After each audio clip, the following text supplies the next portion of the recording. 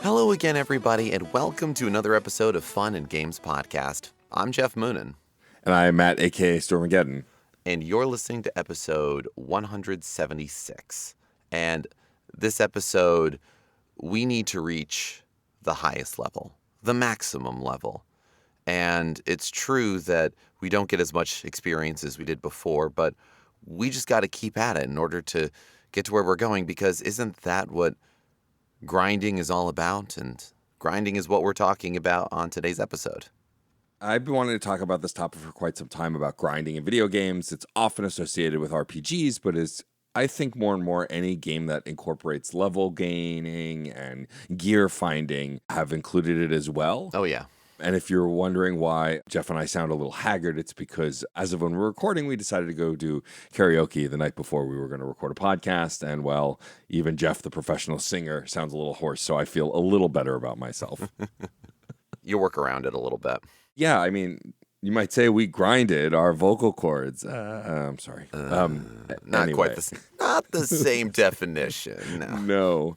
What actually inspired this for me was conversations in several Discords, and then last year playing Final Fantasy IV for the first time, the Pixel Remaster on Switch, and finding that for the most part, I didn't mind grinding in the game. I mean, you have an auto battle option, and once you get to a certain level, if you just need to gain more levels, you can kind of turn on auto battle, heal every so often, and kind of go.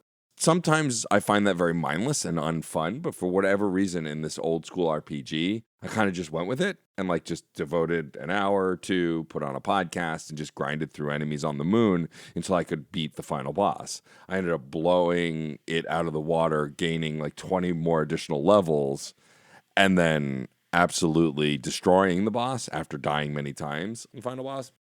So grinding in its basis form is any game that has a progression system that requires you to gain something to progress, usually by killing enemies to gain experience or gear. If someone has somehow never heard of grinding, some games will require you to hit a wall until you get over that hump, either by a certain amount of levels or a certain kind of gear or whatever it is. It's a way of extending gameplay, and there's an argument to be had that it's a lazy way of extending gameplay or it's a clever way of extending gameplay, and when is it done well? And as always, we're not starting with any right or wrong answers per se, but want to explore the times we've encountered it where it's worked and where it hasn't. Yeah, because, you're right, Matt. A lot of times grinding is associated with turn-based RPGs, or RPGs in general, I suppose. And yeah, as it extends into other genres that get RPG-like aspects of them, well, grinding comes with it. And it's funny that I associate it most with older games and a certain kind of modern game, where a lot of games now that have an online component to them or a freemium model, grinding is a piece of it because you are spending time instead of money. So that is very much an artificial inflation of playtime. Whereas older games, I mean, even before Final Fantasy IV, I'm thinking of the original Final Fantasy. Yeah, there's definitely a lot of necessary points of, I am dying too quickly in this area. I need to go to another area, kill those enemies till I'm strong enough to deal with this area. It's not a hard wall like I have encountered in other games where you must be this level to even do damage, but it is definitely there. And I think where grinding has either its place or a nice implementation is not so much reach this level, beat this boss, because that's a very one-to-one kind of thing. What is it that I'm not able to do to get past this boss? I'm just not strong enough.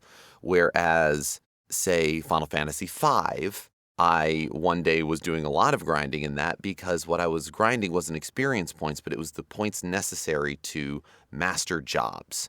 So I could make my characters not necessarily higher level, but give them all of the cool spells and fun abilities and things that I wanted them to do. And I found myself in an area with some enemies that gave a lot of those points. The other argument that can be made for grinding is that it's a little bit of a in-game difficulty adjustment. Yeah. And this is where I also see it having a good or bad implementation. If a game allows you to fight any fight, deal with any challenge at whatever level you're at, not just going, no, you're only level 2, your attacks will never do any damage, or we're not letting you in, whatever, that's frustrating. But if you can beat it at level 2, go for it. And if you can't, well, it is a little more boring or it's a little less what have you, but it does get you past that challenge to level yourself up to maximum level or to overdo these things. You could argue whether or not that actually makes it fun or not, but it can be argued that it is its own form of, built-in difficulty.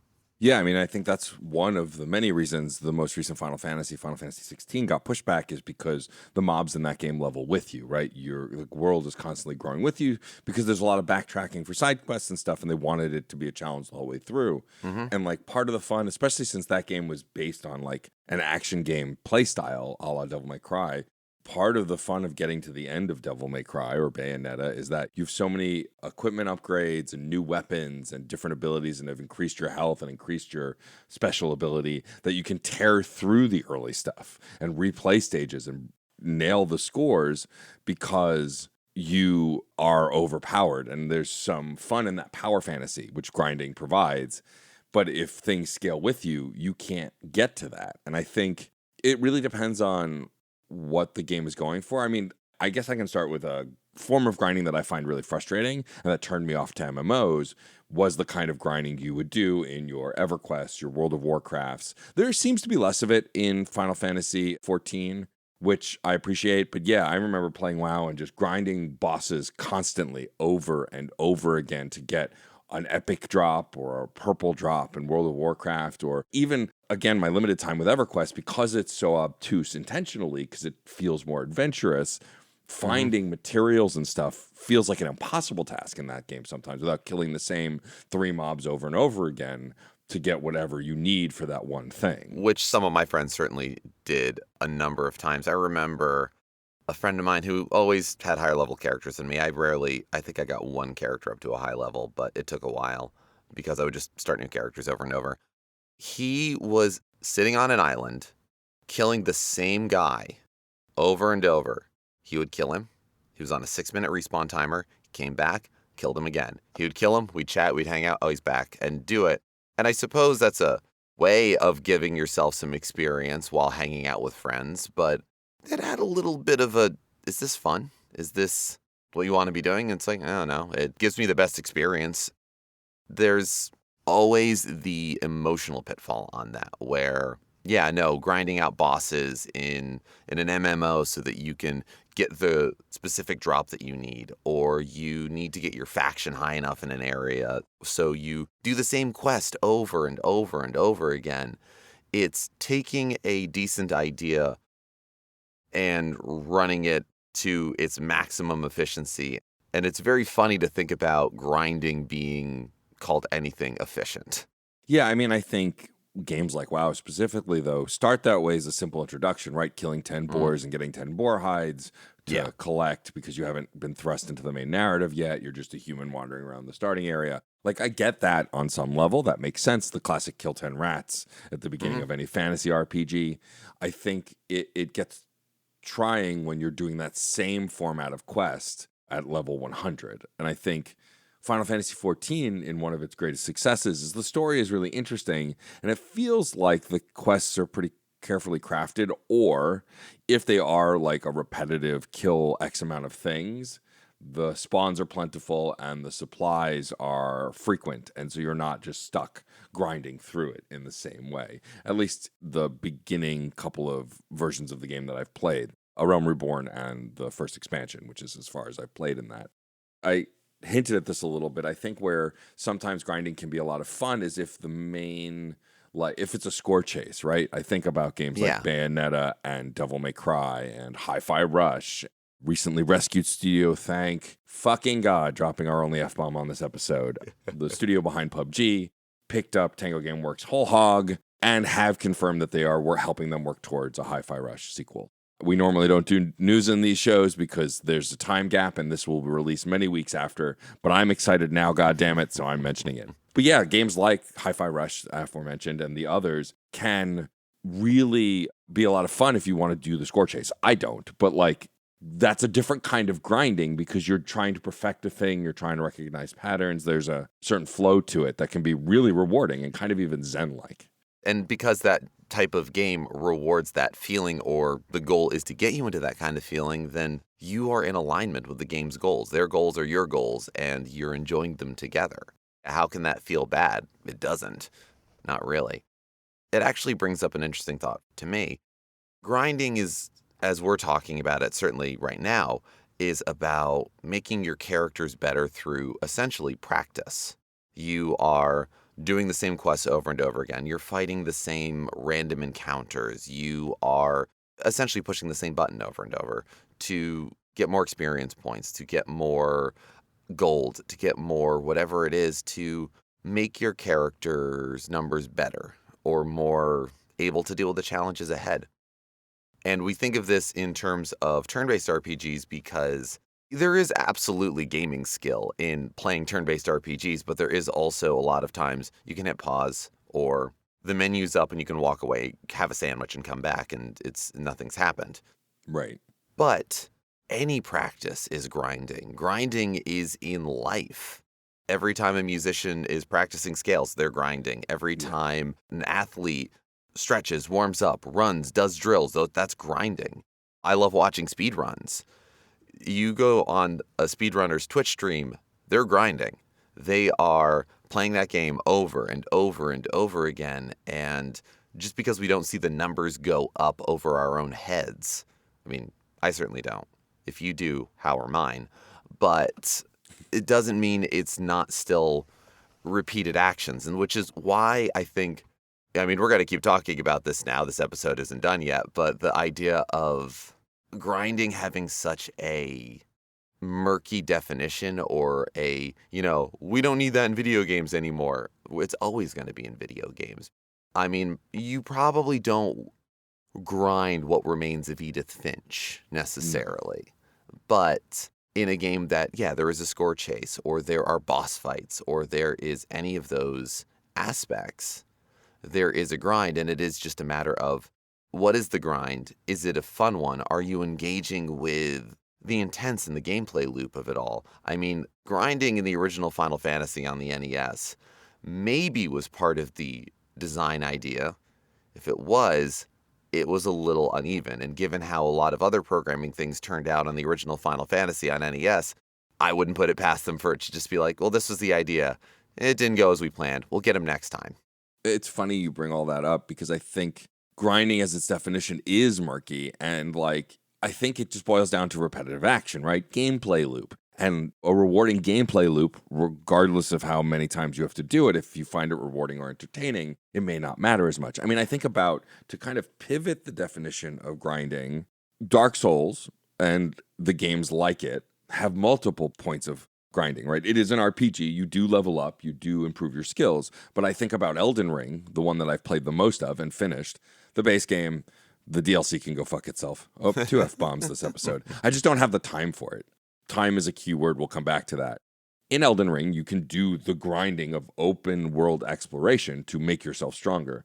But also, every failed attempt on a boss is grinding. You're grinding the patterns. You're grinding the memorization, and what brought me to this was thinking about games in the vein of Souls like that we both enjoy with the Metroid games and how hard those bosses are and the walls you can hit. But every time you fight a boss and you get a little further memorizing the patterns, you're grinding that encounter till you finish it. And I think that that's really an interesting way of looking at it and one of the more positive aspects of. I think ultimately grinding is rewarding if you're gaining something, or if not, you don't mind the cycle and you can kind of distract from the repetition. I think when it's bad is when it's just endless or feels like it's required, not the difficulty option, right? Like the Dark Souls stuff that I'm mentioning is back to what you said earlier, Geoff, about it's sort of a difficulty adjustment, right? A lot of folks say that the Souls games don't have difficulty options, and I agree, they could be more accessible, but you can stay in a lower level and endlessly grind until you max out like a bunch of stats or just get really high stats. It won't make the boss fights easy by any means, but it'll make them easier because you'll have more damage reduction, you'll have more health, more stamina, whatever else. And I think that that's a really good way to look at it, of where it's a greatest success is when you are gaining from the grinding besides just raw stats. Yeah, absolutely. And it's true. Yeah, Dark Souls doesn't have a choose your difficulty level, but you can change it. When we talk about grinding in a negative sense, we're also looking at going to the lower level area and just killing it over and over again with this express purpose, or finding the lowest effort, lowest whatever it is, and spamming that button, hitting whatever that is over and over again when it morphs into well, that's just what we're supposed to do.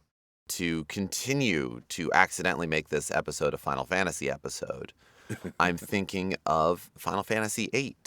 That is also a game where the monsters and the encounters level up with your characters.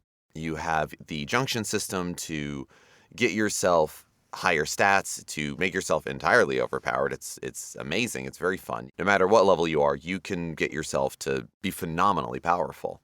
And in a way that's like, okay, that discourages grinding. That discourages just going into fights over and over again. You reach level 100 fighting bats. Well, the bats are level 100 now, so good luck.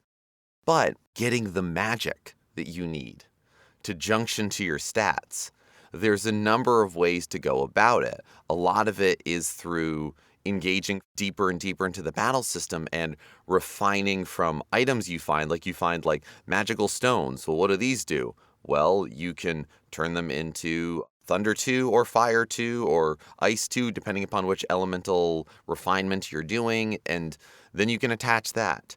But the base way of getting spells is the draw system, which is essentially siphoning magic. There's random spots you can find in the overworld and on the world map where you can draw some of these spells, or you can make it a command for your characters in a fight, and every enemy you encounter has a small list of spells that you can endlessly draw from. And depending upon stat calculation and things like that, you can get anywhere from like 1 to 8 or 9 castings of a spell. You can store up to 100, and the more you have, the better the junctioning is. And so I need 100 Cure 3s. Well, I can either take an easily bought healing item and refine those into Cure 3s, or I can find this one guy, and for all 3 of my characters, draw, draw, draw, draw. 5 minutes later, how many have we got? We're somewhere in the 70s. It's like going upstairs. It's that bit from the Ghostbusters, I think we're in the teens. Cool. Let me know when to get to 20. I'm going to throw up. Let me know when to get to 100. I need a nap. It's the most inefficient way, but that is absolutely grinding those spells, and it becomes the popular view of what the magic system of Final Fantasy VIII is. And have I done that grind before? Yes. Would I do it again? Absolutely not. There's better ways. Yeah, I've been pretty vocal in several corners of the internet about how I feel about the draw system in 8. I'm willing to forgive a lot of things about that game, but definitely not that. Mm-hmm.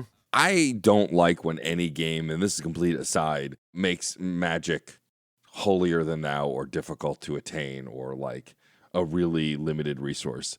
I think that there are limitations you can put on magic in video games without making it a pain in the ass to have or be abundant. Also, it just then reinforces my already bad hoarder syndrome in most RPGs, which I'm trying to break. I'm trying to use the important items in early battles and just letting it go. I think ultimately also a big part of the grinding aspect is that there is a combatant, an issue, a conflict outside of the games as a whole. The enemy of grinding is time.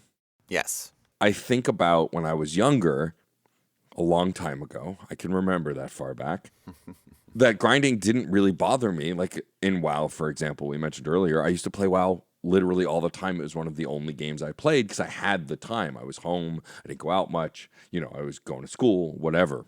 Now, as someone who only gets an hour to play a video game a night, if even, I don't want to spend 30 minutes of that hour grinding through something. If it's the expectation, if I go, all right, I know tonight I'm just going to spend the full hour grinding. I'm going to put on an episode of Tales from the Backlog and listen to it while I grind. Different mindset. Yeah. But if I only have a quick 20 minutes or hour to play a game and I jump in and the game wants me to just fight things endlessly instead of progressing the narrative, I'm going to bounce off it. I think, again, going back to the Souls example, those games, there's an expectation of grinding gameplay loop combat. So I would never be frustrated in that. I'd jump into Bloodborne and go, all right, I'm going to just grind for a half hour, see if I can get my levels up so I can try that boss again. That's engaging in the game. Right. But in a game like Final Fantasy 16, for example, again, which doesn't really have grinding, but I loved the narrative of, every time I had to go off and do a side quest or grind upgrades, which are just as important in that game, even though you're not grinding levels, you're grinding to increase your health, your potions, your whatever. I'd be frustrated if I spent a half hour doing a side quest that had no narrative implications just to get an upgrade to how many potions of health I can carry. That kind of stuff is really frustrating to me. And I think grinding will always probably feel less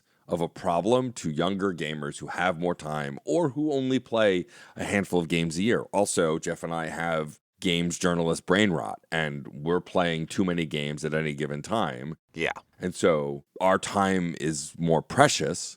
It's not better or worse, but we are trying to divide our time again amongst multiple things. Whereas someone who just buys 3 games a year, and one of them is a giant epic RPG, they're not going to care about grinding because they are only playing that one game for 3 months.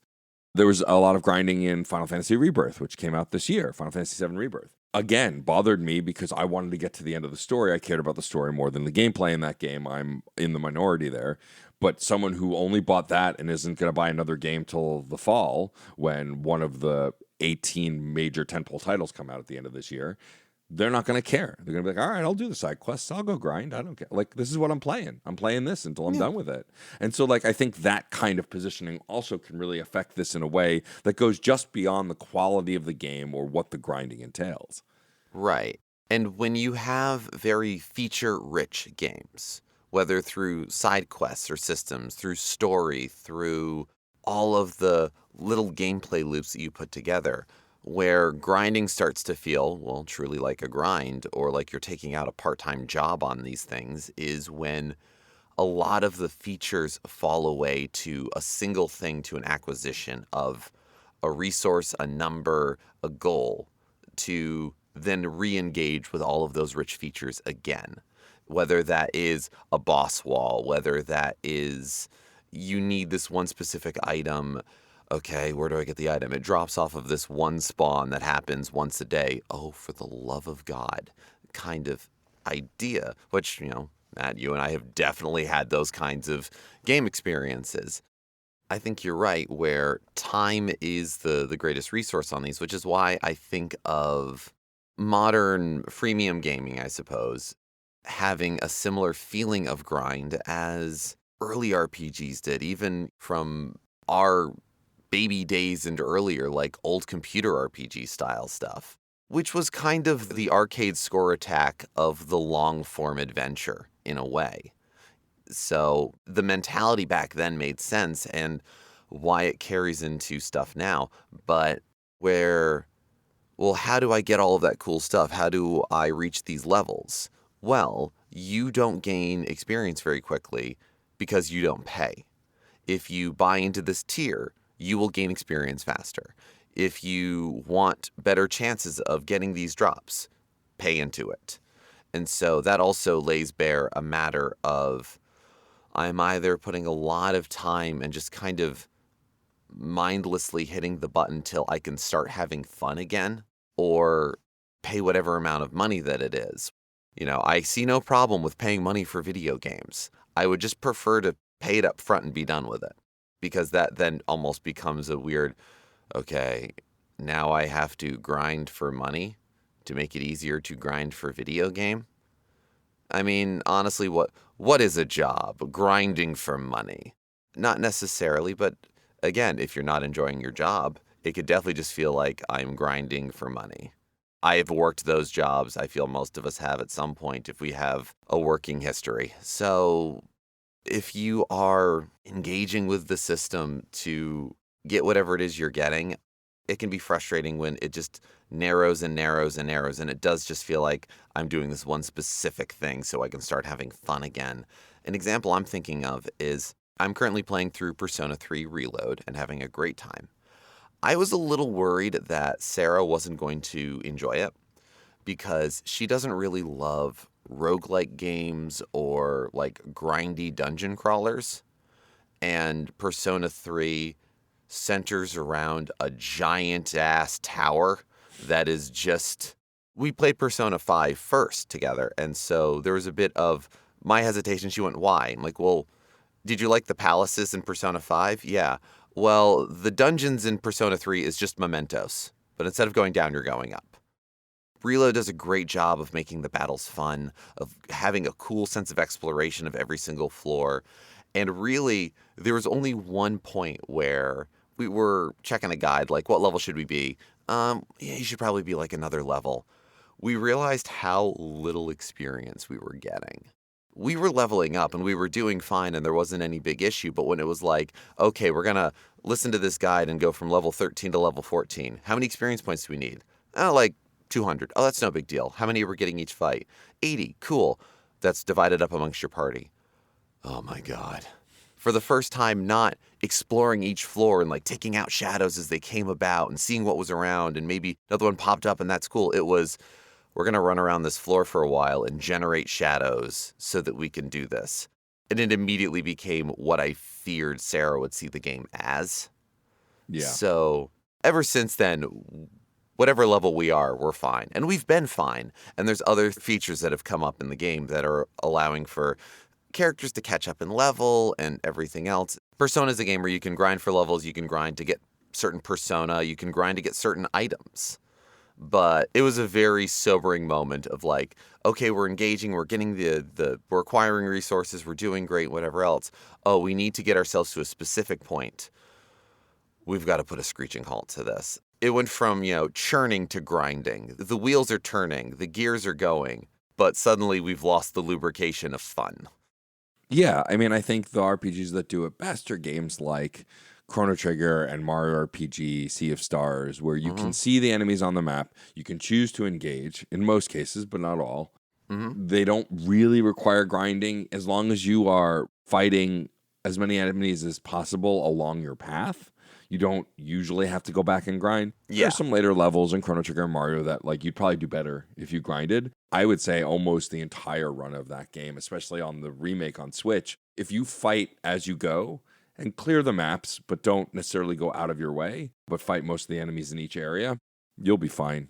And that's, I think, a good representation of balance. But again, even if a game for certain challenges requires you to go out of your way and do more fighting, that's fine as long as it's your choice. When the game comes to a screeching halt because you need to grind because you've hit a wall, there comes a point where it's not a skill problem. It's not a skill issue. It is a issue with how the game's timeline is laid out. And I think for better or worse, some games fall to the fault of that more so than others. I mean, I think much earlier than you are at this point in Persona 3 Reload because I fell off it. I never really felt like it was a grind. I was eager to fight every shadow, and I haven't really had any issue. Like, I have used a guide to look up the weaknesses of some enemies. It's a roulette. There's no hints. It's not Pokemon. There's no hints at who's weak to what. Sometimes you can gather if they use wind, they're probably weak to fire or whatever, or vice versa. But if I'm just going to cycle through every elemental ability of every party member till I find the weakness, then use the weakness, there's no point. I just look it up. Like, that's not a challenge. That's idiot proof, practically, right? Especially later on in like Persona 5, for example, there is no indicator of what some enemies are weak to. Some enemies aren't weak to anything. And to spend time grinding through all of those spells just to find out they're not weak to anything and then have to resort to physical or something else anyway, that doesn't do anything. And so I think strategy can also be a grind depending on the kind of game you're playing. I think it's more often in games that have distinct weaknesses, like your Pokemon, like Persona, like some Final Fantasies. But you can find that in a lot of other games. And there's nothing wrong with grinding that out. Some might say that's part of the strategy, but I feel like for your enjoyment, it's the journey, not the destination, right? So figure out how to get to the destination however you have to in order to enjoy the journey is basically what I'm saying. Yeah. Well, also in the Persona games, you will have a character who is the navigator who you can go, hey, what is this weak to? Maybe they'll tell you instantly. Maybe it'll take a few turns. It depends on where you are in the game. Usually by the end, it is hit L1 or whatever the check button is, and a screen will pop up and they've already scanned the weaknesses, and so you can know that. But yeah, no, at the outset, it is frustrating to be running through that, but they also keep it simple. Around when it gets very complicated, they add that. Yeah. But when you are engaging with the systems that the game provides for you, there shouldn't necessarily be a point that grinds to a screeching halt unless they're trying to say something. But, I also think of another friend of mine growing up who the first time we were all playing Final Fantasy VII, he ran from every fight because he just didn't want to do it. I think he got to around Costa del Sol, or maybe it was the Genova fight on the boat, and he could not beat it. He's like, I don't know what I'm doing wrong. Well, what level are you? Dude, how many fights have you done? That's the problem. Yeah, you're going to have to grind some levels where refusing to engage with it, it all comes back to bite you. This is not what we're talking about. But it was a funny thing that I just suddenly remembered talking about this now. Yeah, I mean, also I think another grind to talk about that we hinted at with the MMO stuff, but grinding for resources. I think of games like Stardew Valley and Minecraft and every other farm sim in existence, or even Animal Crossing. You're grinding certain things, whether it's furniture, bells, you play in the stock market, actually farming. And like, it's why Stardew Valley as a single player game is a struggle for me, because I can't decide what things to focus on and what to like grind out, so to speak, to grow. But playing with a friend who knows the game well and can kind of direct me as like essentially the foreman of the farm, I find really helpful.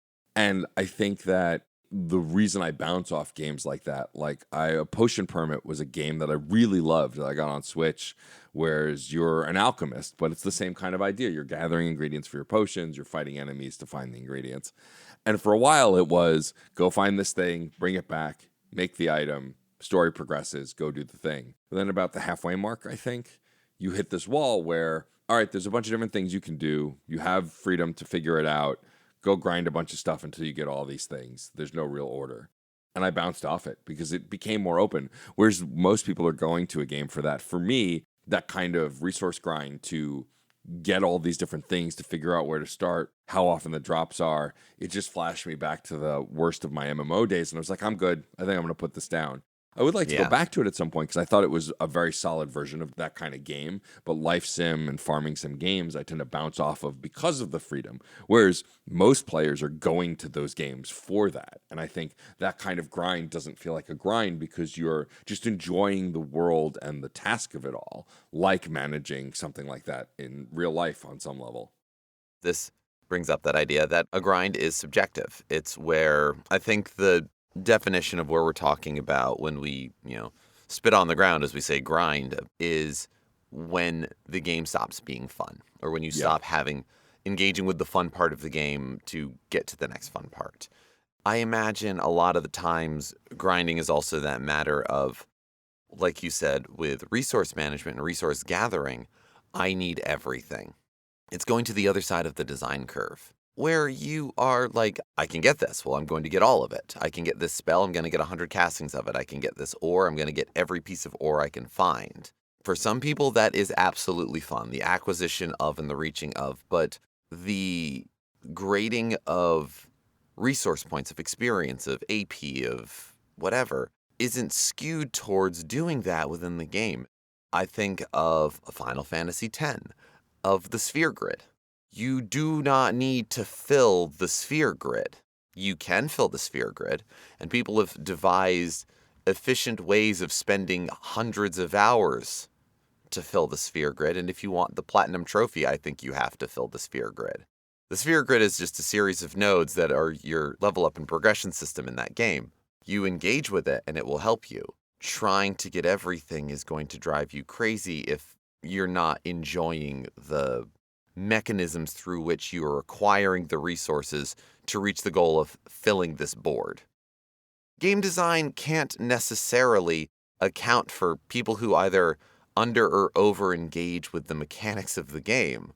You're designing the mechanics of the game for people to engage with them, and you allow for edge cases as best you can. So that's another reason I think, grinding's never going to go away. The nature of it changes. Doesn't mean we can't try to mitigate it, but it comes down to the subjectivity of the player, how much you enjoy the genre, how much you enjoy the systems with which you're engaging, and do you do it at all or do you overdo it?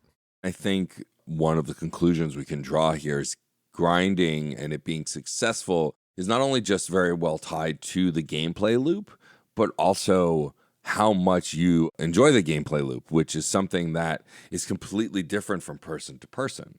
And some people can find it tedious while others don't. It's why in many of the conversations I've had online about grinding, some folks are like, oh, I don't mind grinding at all. And others are like, I hate it. I can't stand it. And I think it's based on personal experience and how you've encountered it and how bad it's been in the games you encounter it in. I think a lot of that goes a long way to defining in the same way when someone says they hate a Sonic game. They could just hate all Sonic games. It's totally possible. Or they can be saying, I played these couple of Sonic games and I hated those, so I hate them all. You're absolutely entitled to your opinion, but it's definitely a skewed opinion based on your own experience. And I think ultimately, like you say, grinding isn't going anywhere. It's always going to be in games, especially RPGs. It's kind of the core to number go up. But I think how much you engage with it and how enjoyable it is will always depend on how you view it. Bias, I think, plays a huge impact to this. I like to say it's often impossible to ignore bias in most things related to video games, but for sure when it comes to grinding, because I think, again, because I had such a good experience in Final Fantasy IV with it, or I didn't mind it at least, that was fine. But like you mentioned the draw system in my skin crawls. So like I really do think your bias will play very heavily into not only just your thoughts on games in general, but specifically very much the thought of grinding and whether you want to endure it or not. I think that sums it up pretty nicely. Matt, have you ever done like just an utterly ridiculous kind of grind? Either like, okay, I'm going to get everybody to max level, but I'll give an example of a weird grind that I have done. Castlevania Symphony of the Night does have a level up system, and you can probably get to level 99. I've never tried it. The strongest enemy is like level 60. So eventually everything's just going to give you one experience point. The dumb grind that I did, there's a weapon in that game called the Muramasa, called a bloodthirsty sword. Anytime it kills an enemy that sheds blood, it gets a little more powerful. It has its own experience table that I did not know of. I finally found it years later, but I found out that the sword does this. In one of the first rooms in the castle, there's infinitely spawning mermen that jump out of the water, and they bleed. So I remember in college just hanging out with my friends. This is the flip side of, that one friend who's killing the same 6-minute spawn in EverQuest. I am just running around at a level where the mermen cannot hurt me, feeling as a god, just mowing them down, hardly even looking at the screen, and just shooting the shit, talking music or whatever else with friends. I've never checked if I've gotten that sword to max level, but I still have that file. In the same way that my Alucard's probably around level 60 or so, but not level 99, the sword's probably around the same thing. I could probably say that I was having fun, but I was definitely just grinding. I'm familiar with that sword, by the way. I don't recall doing that myself, but I definitely know other folks who have as well. I think there's also a grind with Chrysogrim, too, where you can, like, make it faster by doing something or something, I thought. That is news to me if it's possible. I mean, I may be mixing stories, but I know that Symphony of the Night had a bunch of weird, quirky weapons that did a bunch of really cool stuff. The obvious answer to anyone who knows me at all is maxing out your entire party and your whole stat table in Chrono Trigger by playing New Game Plus over and over and over and Getting over. tabs and Oh, yeah.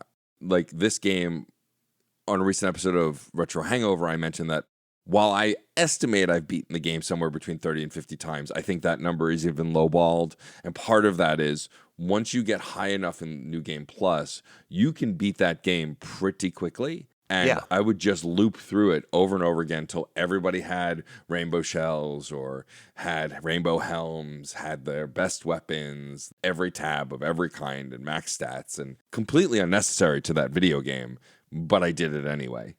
I mean, I have heard that Isla's fists, when she reaches level 99, do max damage every single hit. Correct. Which, if Isla is level 99 and everyone else is level 99, you're already doing massive damage, and there's nothing that's going to stand in your way. But yeah, no, here you go. Here's a little ribbon on top of it. And a lot of times we grind it to get the ribbon. Yeah, I mean, being able to one-shot early game bosses is always satisfying. Feels good, yeah. But I would say that that's probably the most ridiculous grind I've done. I don't know that I've maxed out anyone else. I probably did something similar in Final Fantasy VII in the original, mastering every materia in the game. Oh, I did do that. I did do that, yes. Yeah, I definitely did that. I have friends who did that because that was, again, something you could easily track. I had thought about in 9 during my recent full playthrough of maxing out every one of the little stat modifier things you can get, but there are so many of those nodes, it's like it would take forever. Yeah, let's not mess with that. Sanity should win out sometimes. Sometimes. I agree. But I think that's a great question to then turn to the listeners. Have you ever done any insane grinds? I know there are folks that I've interacted with who love the stylish action games and like go for double S, platinum, perfect rank on every stage and every game. And that's as much a grind as leveling up anything. And so if you have a game that you love to grind in, or a game that you think is a good example of grinding, or a game that you just grinded in because you wanted to see if you could make the number go up all the way, we would love to hear those stories, because I think, again, because this is such a personal thing when it comes to engaging with games, that I think the stories of where we go crazy, go nuts, is going to be also as unique and ridiculous. As we've been saying, sometimes the grind is mind-numbing and a slog just to get to the next part, and sometimes, yeah, it is actually joyously engaging in this game because we love it. And we want to hear about those grinds from you. All the good ones. And it's so weird to be saying grind and grinded and grinding and none of it's ground. This is the grammar. Present tense is important. Present tense is important. If we've been wrong about the grammar, also let us know. Like, please, let's figure these things out. We're only trying to get better. That's why we're grinding these things. But please, get in touch with us. Reach out. There's so many great ways to reach out.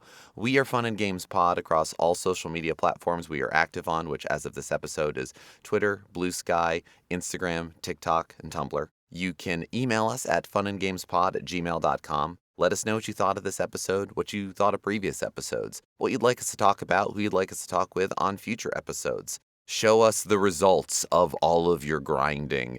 If whatever game you're grinding in has like a results screen that's just like, look at all of the maximum numbers, and no one is impressed by it, but you took that picture anyway, I'm not speaking from personal experience. Show us the picture, email us. Message us on Twitter, whatever it is. I would love to, after this, like start a thread on Twitter or Blue Sky somewhere and like post grinding results screens. Like that would be super cool. Let's make that happen.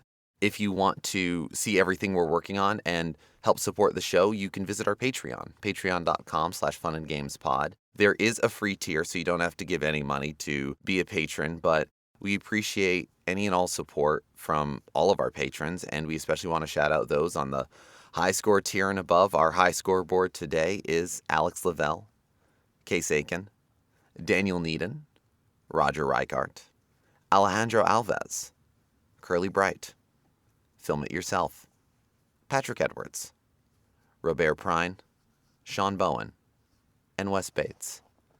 Thank you so much for your support. Please enter your initials. You have to have enough experience to fill in those letters. We kind of unlock them by levels, but don't worry, totally worth it. Also, continue the conversation. You can join our Discord server. You can visit certainpov.com and find not only links to so many fantastic Certain POV podcasts, but a permanent invite link to our Discord server where a lot of topics spring up from conversations and where a lot of these topics continue after the episode is finished. You can also, for no money, rate and review us on your podcast platform of choice. That literally costs you nothing, and it also helps just as much. So when someone searches in Apple Podcasts for grinding in video games, this episode will hopefully jump to the top of their list. We greatly appreciate any rating or review, either on Apple Pods, Spotify, Pocket Casts, Good Pods, anywhere you can. It really does help the show. Also, if you want to engage with stuff outside of the show, you can, of course, find me over on Reignite. Frankie and I are currently making our way through Dragon Age 2. We, as of this recording, just did our episode on Meryl and how adorable she is and how glad we are to have this vicious blood mage in our party. Yay. Definitely go check that out. Geoff, I know you've been doing a few different things. Yeah. No, I don't know when the episode of Big Game Hunger is coming out, but it will be. And the real thing that we're kind of working on is, as of this episode airing, we're at PAX West. We are. We are not doing any panels this year, but you can look forward to our coverage. We are already scheduling a ton of appointments, so we have some good stuff coming. Our August Patreon rewards will probably be a little bit late and a little deeper into September. We provide you our unedited, uncut interviews, just cleaned up for quality, so you can hear what nonsense we say before we really get the interview going. Feel free to always check that out. And if there are any other things you want to hear about from our adventures on the other coast or wherever we go to cons, please let us know. We're always trying to improve the awesome stuff that we provide to those folks, giving us a little bit of extra cash. And we also like improving our coverage of things, bringing this all to you right now and in future episodes. Whether you are a patron of any tier, whether you are reaching out across all of the myriad ways where we would love to hear from you, you're on the Discord, or you're just listening to this episode. Any and all of that is helping us out. Thank you for your support. Thank you for being here. We couldn't do this without you. This is a conversation. Thank you for being a part of it. I'm Geoff Moonen. And I am Matt, a.k.a. Stormageddon. And happy gaming. Hey. Oh, hey, Geoff. What's going on, guys? Oh, talking about Superman. Oh, cool. I could talk about Superman. I could talk some more about Superman. We know. I'll bet a few people would want to get in on this. I'm down. You know it. That sounds like fun. I'll do it. Cool, let's do it. We can call the show Men of Steel. And you can find it at certainpov.com. Or wherever you get your podcasts. Yay. CPOV. CertainPOV.com.